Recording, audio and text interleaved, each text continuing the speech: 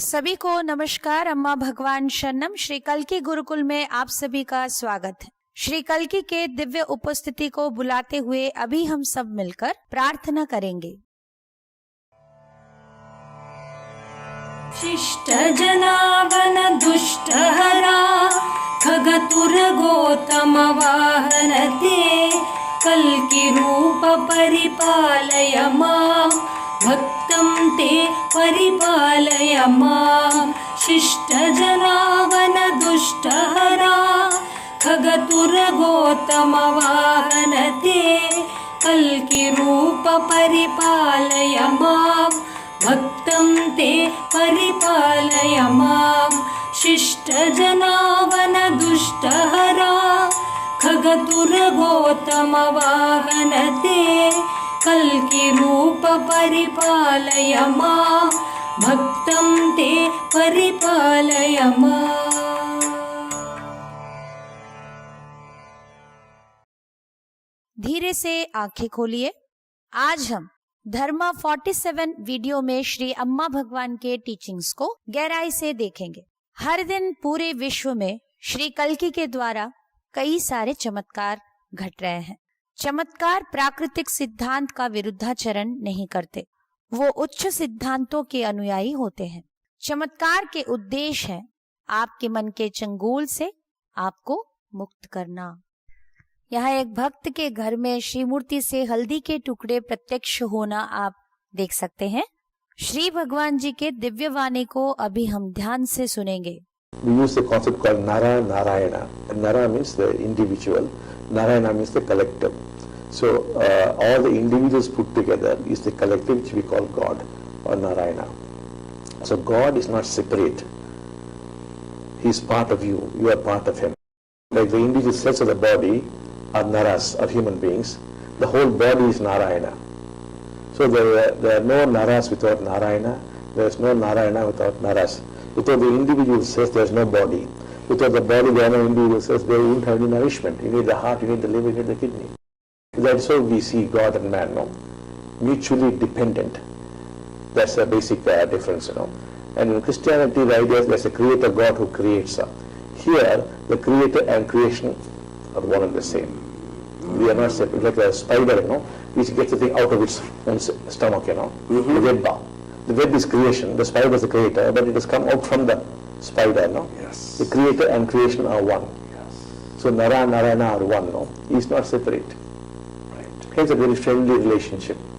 क्या सृष्टि और सृष्टिकर्ता समान है? श्री भगवान जी ने उत्तर दिया। हम यहाँ पर नर नारायण के एक सिद्धांत को देख सकते हैं। नर व्यक्तिगत चैतन्य, नारायण सामूहिक चैतन्य। जब व्यक्तिगत चैतन्य एक एक व्यक्ति का एक साथ आ जाता है तो वहाँ पर सामूहिक चैतन्य नारायण उत्पन्न होते हैं। नारायण नरों से भिन्न नहीं, नरों के समूह नारायण है। नारायण हर व्यक्ति के अंश है। ठीक जैसे हमारे शरीर में व्यक्तिगत कोशिकाएं एक साथ आते हैं तो वहाँ पर इन कोशिकाओं के बिना शरीर नहीं है, शरीर के बिना ये इंडिविजुअल सेल्स नहीं है। इनके पोषण होने के लिए शरीर का आवश्यकता, शरीर के पोषण के लिए कोशिकाओं का आवश्यकता है। हमें एक हृदय की जरूरत है, लिवर, किडनी, इन सभी का जरूरत है। ठीक वैसे ही हम ईश्वर और मनुष्य के बंधन को भी देखते हैं, वो परस्पर निर्भरशील है।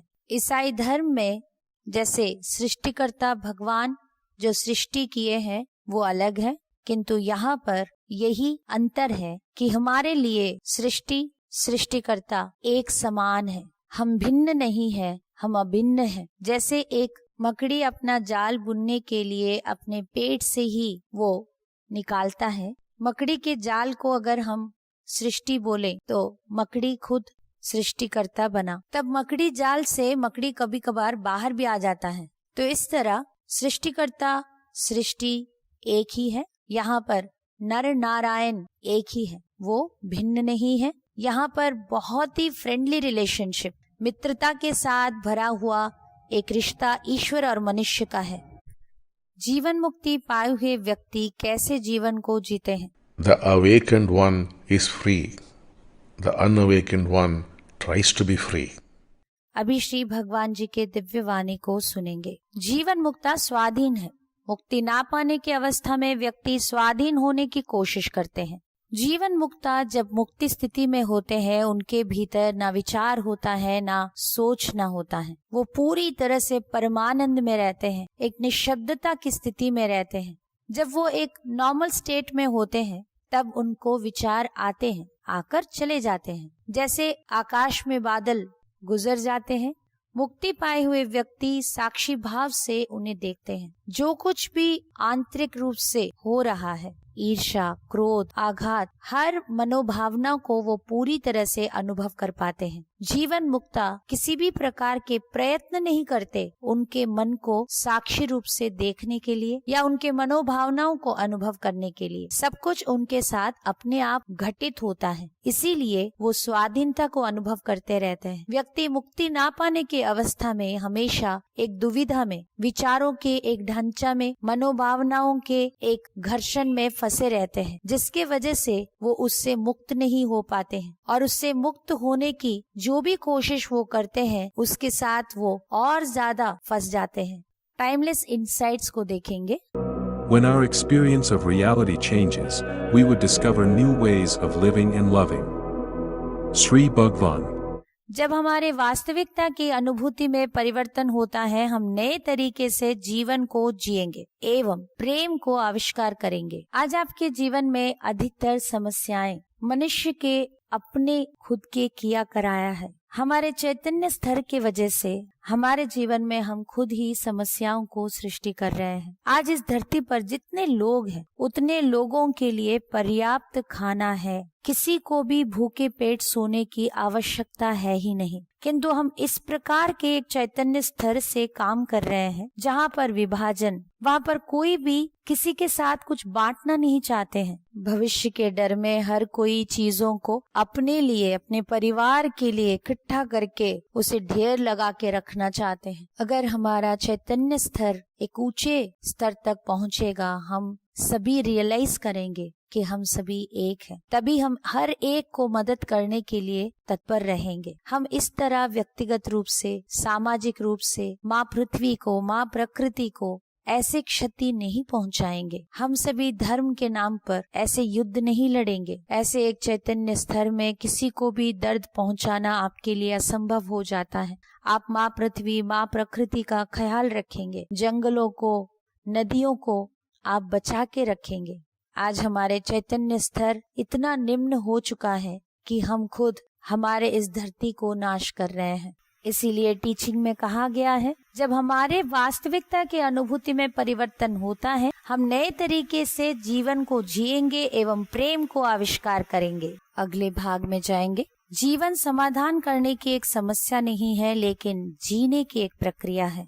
हम अक्सर हमारे जीवन में जो भी चल रहा है इसे समझने की कोशिश करते हैं। क्यों हो रहा है, क्या हो रहा है, कैसे ये सब कुछ हो रहा है, किंतु हमें सीखना चाहिए जीवन के साथ कैसे बहते चले। हम जीवन के इस धारा को, जीवन के इस प्रवाह को प्रतिरोध ना करते हुए जीवन के साथ बहना सीखना चाहिए। जीवन के साथ फ्लो नहीं हो पाना, इसी असमर्थता के वजह से हम हमेशा समस्याएं नहीं आना चाहिए। अगर आ गए तो उसको लेकर चिंता करते हुए, दुखी होकर हम उसी ढांचे में फंस जाते हैं। जब आप मुक्ति पाएंगे, आप जीवन के साथ प्रवाहित हो सकते हैं। अभी आपको जानना है, जीवन के साथ प्रवाहित होना ही जीवन को जीने की मार्ग है। अगले भाग में मत होना समस्या नहीं है, किंतु पहचान ही समस्या है। इस दुनिया में आइडियाज के लिए, ओपिनियंस के लिए, विचारों के लिए, मत के लिए, राय देने के लिए कोई कमी नहीं। जितने लोग हैं उतने सारे आइडियाज हैं। हर एक आइडिया का असंख्य विपरीत विचार भी हम देख सकते हैं। कौन सा फोन लेना चाहिए, बस उसके लिए आपको इतने सारे सजेशंस मिल जाएंगे, किंतु आपको चुनना है जो आपकी आवश्यकता और आपके बजट में सूट करेगा। आपको वही चुनना है जो आपके यूसेज के लिए बेस्ट होगा। इसका मतलब ये नहीं आपने जो ब्रांड का फोन खरीदा वो ब्रांड ही दुनिया में सबसे बेहतर है, अल्टीमेट। और कोई ब्रांड में फोन ले सकते हैं। अगर वो ऐसे ले रहे हैं तो आप बोलेंगे कि नहीं नहीं, आपने बहुत बड़ा गलती किया, आप ऐसे नहीं करना चाहिए, यही फोन आपको भी लेना चाहिए। अगर आप अपने आइडिया को इंसिस्ट करेंगे और अपने मत को अल्टीमेट बताते जाएंगे तो आपकी इंटेलिजेंस फेल हो जाएगा। क्योंकि कई बार हमारे जीवन में हम अपने आइडियाज को लेकर फंसे रहते हैं, अटक जाते हैं, क्योंकि हमें लगता है कि हमारा आइडिया ही सबसे बेहतरीन। यहाँ पर किसी को भी कोई भी विचार या आइडिया आ सकता है, कोई भी किसी भी प्रकार के मत दे सकते हैं। समस्या इसमें है ही नहीं। समस्या है हमें लगता है ये मेरा आइडिया है तो इसी को विन करना चाहिए, इसी को जीतना होगा। हमारे उस आइडिया के साथ जो पहचान है, उस पहचान के वजह से अगर वो आइडिया सभी सुनते हैं तो हमें पर्सनली बहुत अच्छा लगता है, हम सक्सेसफुल फील करते हैं। अगर हमारा आइडिया कोई नहीं लेते हैं तो हमें एक फेलियर का फीलिंग आता है, क्योंकि हम उस आइडिया के साथ आइडेंटिफाई हो चुके हैं। हमारे आइडेंटिटी के वजह से जीवन में समस्या हो रहा है। वहाँ पर कौन क्या बोले हैं, कौन कितना बेस्ट आइडिया दिए हैं, वो तो बाद में देखा जाएगा। किंतु आज दुनिया भर में, विशेष रूप से रिश्तों में जितने भी दरार पड़ रहे हैं, हर कोई अपना बात मनाने के लिए, अपने बात को जिताने के लिए लड़ रहे हैं। साधक पूछ रहे हैं ध्यान क्या है? श्री भगवान जी ने उत्तर दिया, ध्यान किसी भी कार्य या चीज का गुण नहीं है, ध्यान अपने आप घटित होता है। सफलता के रहस्य। सुख के अधीन में रहने वाला मन में स्पष्टता नहीं होता है। मुक्ति ना पाने के मन के लिए हमेशा मानसिक आवश्यकताओं को पूरा करना होता है, और विशेष रूप से वैरायटी और प्लेजर, भिन्नता या सुख पाने की एक जरूरत। आपको कपड़ों में इतना सारा वैरायटी चाहिए, खाने में इतना सारा वैरायटीज चाहिए। आप गेम्स खेलते हैं तो उसमें वैरायटी, मूवीज देखते हैं, दोस्त चाहिए तो उसमें भी वैरायटी। हर चीज में एक वैरायटी खोजने के युग में आज हम सभी हैं, किंतु इसी वैरायटी खोजने की जरूरत आज अतिरिक्त होता जा रहा है। जो कोई भी सुख के अधीन में चले जाते हैं, जहाँ पर उनका कोई नियंत्रण नहीं है, तो वो पूरी तरह से स्पष्टता खो बैठते हैं। जिंदगी में सफलता प्राप्त करने के लिए हर किसी को अपने जीवन में सुख की आवश्यकता को संतुलित रखना जरूरी है। डेली आप कितना समय अपने प्लेजर के लिए देंगे, या सप्ताह में कुछ समय आप भिन्नता के लिए, सुख के लिए, जो आपको भी मदद कर पाएगा। वैसे एक कंस्ट्रक्टिव मेथड में आपको प्लेजर लेना चाहिए, ताकि आप अपने सफलता के ओर बढ़ते जाएं। सफलता तभी संभव होगा जब व्यक्ति के अंदर फोकस होगा, क्लैरिटी होगा। अगर आप अतिरिक्त रूप से सुख भोग, विलास, विनोद, मनोरंजन में फंस जाते हैं तो आपके मन फोकस नहीं कर पाएगा। वो सक्षमता, वो शार्पनेस पूरी तरह से आप खो बैठेंगे। अगले भाग में साधक पूछ रहे हैं, श्री भगवान, सृष्टि का उद्देश्य क्या है? श्री भगवान जी ने कहा, जब आप मुक्ति पाएंगे ये प्रश्न लुप्त हो जाएगा। मौलिक प्रश्नों के लिए कोई उत्तर नहीं है। अभी हम चमत्कार सुनेंगे। भुवनेश्वर, उड़ीसा से मैं निर्मला सेनापति हूँ। मार्च 2021 में नवग्रह हवन के 5 दिन पहले अचानक मेरे माथे के बाएं हिस्से पर एक्जिमा चर्म रोग का एक छोटा दाग हो गया। फिर ये बहुत तेजी से बढ़ने लगा और जल्द ही मेरा आधा माथा इससे ढक गया। मुझे इस वजह से बहुत सरदर्द होने लगा और यहाँ की त्वचा बहुत नरम सी हो गई। रोग को इस तरह तेजी से बढ़ते देखकर मैं बेहद दुखी थी और बहुत डर भी गई थी। मैंने नवग्रह हवन में भाग लिया और निस्सहाय होकर सूर्य ग्रह हवन के दौरान इस चर्म रोग से निदान की प्रार्थना की। इतनी पीड़ादायक स्थिति में होने के बावजूद श्री कल्की ने मुझे लगातार 5 घंटे हवन में बैठकर सारे अनुष्ठान पूरे करने की शक्ति प्रदान की। हवन के बाद जब मैंने अपने को शीशे में देखा तो चमत्कारिक रूप से एक्जिमा पूरी तरह गायब हो चुका था। मैं बेहद खुश हुई और खुशी से नाचते हुए मैंने अपना ये चमत्कार और भक्तों के साथ साझा किया। मुझे संपूर्ण आरोग्य देने के लिए श्री कल्की को सहृदय आभार व्यक्त करती हूँ। धन्यवाद। जब हम चमत्कारों को दूसरों को बांटते हैं, हमारे जीवन में चमत्कार अधिक होते हैं। आंखें बंद रखते हुए आज के ज्ञान को मनन करेंगे।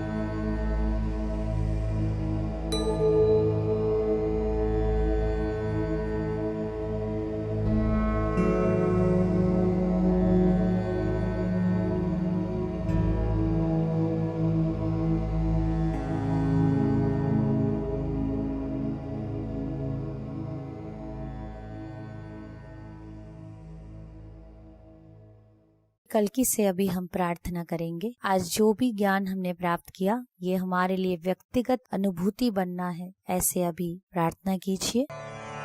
शिष्ट जनावन दुष्ट हरा खगतुर गौतम वाहन ते कल्कि रूप परिपालय मां भक्तं ते परिपालय मां। शिष्ट जनावन दुष्ट हरा खगतुर गौतम वाहन ते कल्कि रूप परिपालय मां भक्तं ते परिपालय मां।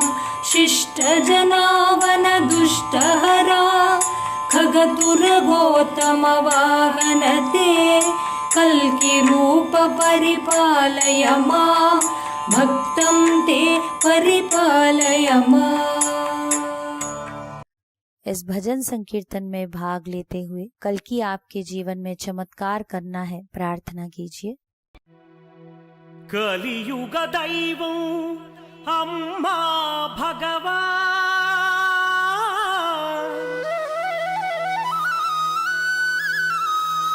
श्री भगवती भगवान।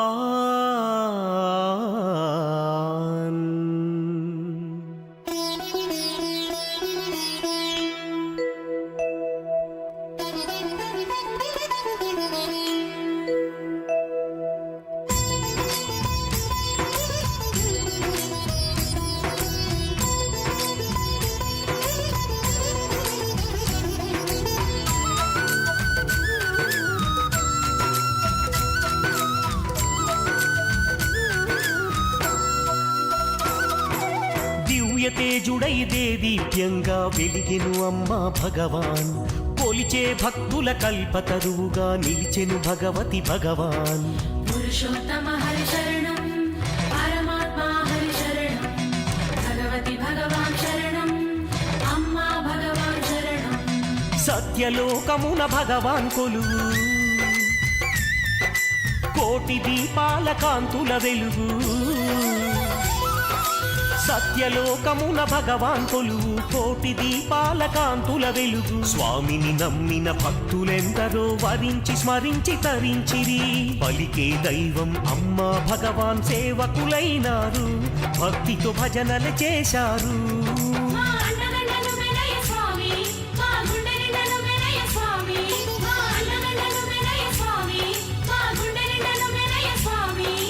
దివ్య తేజుడై దేదీప్యంగా వెలిగెను అమ్మా భగవాన్ కొలిచే భక్తుల కల్పతరువుగా నిలిచెను భగవతి భగవాన్।